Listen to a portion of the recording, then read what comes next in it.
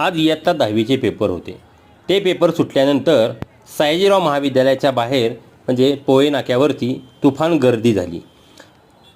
गर्दी एवढी झाली की रस्त्यावरती वाहनांच्या रांगाही लागल्या। अशामध्येच सातारा वाहतूक शाखेतील API सिद्धार्थ शेलार हे तिथं पोहोचले असता सयाजीराव महाविद्यालयातील पालकांनी ट्रॅफिक पोलिसांबरोबर केली बाचाबाची। त्याचा हा घेतलेला एक व्हिडिओ।